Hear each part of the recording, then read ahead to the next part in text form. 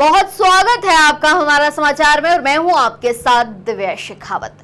देखिए, राजस्थान की राजनीति में खुद को किंग मेकर बताने वाले हनुमान बेनीवाल इन दिनों एक नए सियासी प्रयोग को लेकर चर्चा में हैं। लेकिन सवाल ये उठ रहा है कि क्या ये प्रयोग उन्हें फायदा देगा या अपने ही गढ़ में नुकसान पहुंचाएगा। राष्ट्रीय लोकतांत्रिक पार्टी के सुप्रीमो हैं हनुमान बेनीवाल, जो अब तक राजस्थान की राजनीति में देखिए सक्रिय रहे हैं। उन्होंने अचानक से पश्चिम बंगाल और तमिलनाडु की राजनीति में दखल देने का ऐलान कर दिया। सोशल मीडिया के जरिए उन्होंने ममता बनर्जी की टीएमसी और एमके स्टालिन की डीएमके को समर्थन देने की बात कह डाली। फिर क्या था, वो तो माचिस को तो तीली की जरूरत होती है ना। बेनीवाल ने इन राज्यों में रह रहे प्रवासी राजस्थानियों से बीजेपी के खिलाफ वोट करने की अपील की, लेकिन ये अपील जैसे ही सामने आई, विवाद भैया शुरू होने लग गया।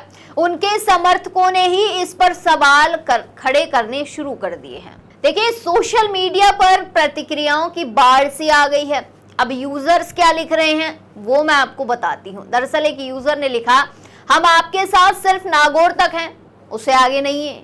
मतलब हम सिर्फ नागौर तक साथ निभाएंगे, उससे आगे हमें कोई लेना देना नहीं है। वहीं दूसरे ने तंज कसते हुए कहा है कि खींवसर में लोग बोलने से वोट नहीं देते। तो कुछ यूजर्स ने लिखा, बेनीवाल को बिन पैंदी का लोटा कह दिया। सबसे बड़ा सवाल यह है कि उनकी विचारधारा को लेकर सवाल उठ रहा है। एक तरफ बेनीवाल कांग्रेस के विरोध में राजनीति करते हैं और दूसरी तरफ देखिए कांग्रेस के सहयोगी दलों यानी कि टीएमसी और डीएमके को समर्थन देने की बात कर रहे हैं।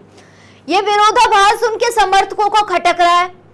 राजनीतिक जो विश्लेषक हैं उनके मुताबिक बेनीवाल का मुख्य वोट बैंक जाट समुदाय और युवा वर्ग है, जो अक्सर बीजेपी के करीब माना जाता है।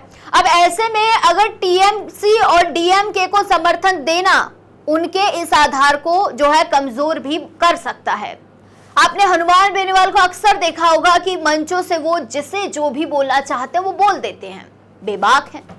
अब समझिए कि सियासी जोखिम ये जो वो ले रहे हैं, क्या उन पर भारी पड़ सकता है।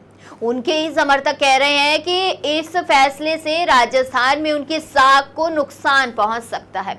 राजनीति अब केवल अपीलों से नहीं चलती, मतदाता अब जागरूक है और अपने फैसले विचारधारा और काम के आधार पर लेता है। ऐसे में किसी दूसरे राज्य की राजनीति में दखल देना कितना असरदार होगा, ये देखने वाली बात होने वाली है। फिलहाल तो देखिए, हनुमान बेनीवाल का ये दांव चर्चा में जरूर है, क्योंकि उन्हें चर्चा में बने रहना आता है।